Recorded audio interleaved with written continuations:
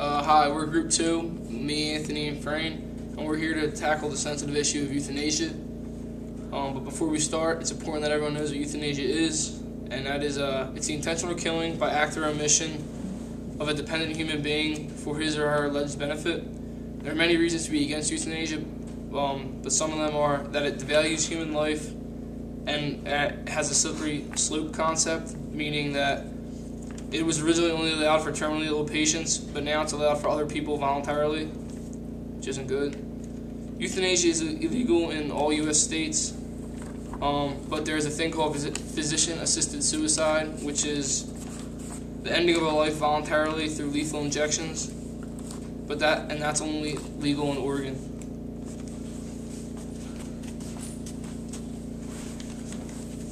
Now we are going to dive in on what the church has to say about euthanasia, starting with the Catechism, number 2276. Those whose lives are diminished or weakened deserve special respect. Sick or handicapped persons should be helped to lead lives as normal as possible. Whatever its motives and means, direct euthanasia consists in putting an end to the lives of handicapped, sick, or dying persons. It is morally unacceptable. Discontinuing medical procedures that are burdensome, dangerous, extraordinary, or disproportionate to expected outcome can be legitimate.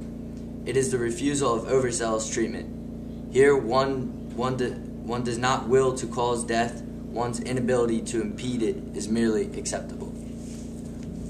Now we're going to discuss what Father Frank A. Pavone, the National Director for Priests for Life, has to say. Some people nowadays contend that euthanasia is the right to choose, but our right is a moral claim. We do not have the claim on death, rather death has a claim on us. We do not decide when our life will end, any more than we decided it when it began. Much less does someone else, say a relative, a doctor, or a legislator, decide when our life will end. None of us is the master of life or death. What we do have is a right to proper care. It is never care in any sense of the word to terminate life, even if that life is full of suffering. We have no right to terminate life. Was the suffering of Christ meaningless, or do we not say, "We adore you, O Christ, and we bless you, for by your holy cross you have redeemed the world"? Does he not tell his followers to embrace the cross? Do we not join our pain to his to save our souls? Even from a secular viewpoint, does not suffering provide an occasion to grow in wisdom, character, and compassion? The Vatican Congregation for the Doctrine of the Faith has said, "Nothing and no one can in any way permit the killing of an innocent human being, whether a fetus or an embryo, an infant or an adult, or an old person, or one suffering from an incurable disease, or a person who is dying. Moreover, we have no right to ask for this act of killing, for ourselves or for those entrusted to our care, nor can any authority legitimately recommend or permit such an action. We are dealing here with a violation of person, a crime against life, an attack on humanity."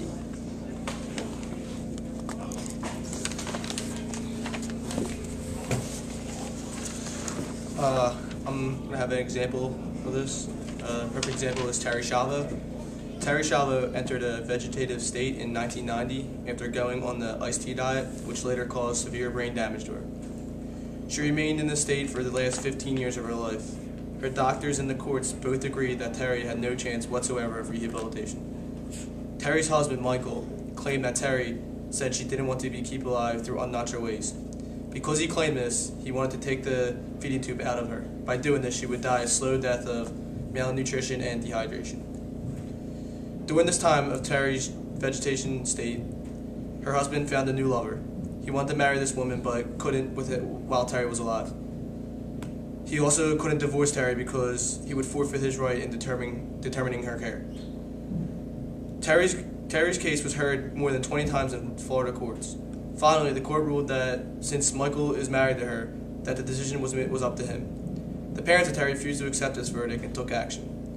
The Schiavo family decided to videotape Terry for a long period of time, trying to show the courts that at occasional times Terry would smile or show some kind of life. The tube was finally removed from Terry on March 18, 2005. Her heart stopped beating 13 days later. The family claimed that when the tube was being removed, Terry blurted out, "I want to live." Terry was murdered and was still living during her vegetation state. Terry wanted to live, but because of her selfish husband, her life was cut down. This is the most famous and perfect example of euthanasia, and no person should be ever killed. We're going to end this video on a John Paul II quote. He said, "Even when not motivated by a selfish refusal to be burdened with the life of someone who is suffering, euthanasia must be called a false mercy, and indeed is the servant provision of mercy. True compassion leads to sharing another's pain. It does not kill the person whose suffering we cannot bear. Moreover, the act of euthanasia appears all the more perverse if it is carried out by those, like relatives, who are supposed to treat a family member with patience and love, or by those, such as doctors, who by virtue of their specific profession are supposed to care for the sick person even in the most painful terminal stages." That is all.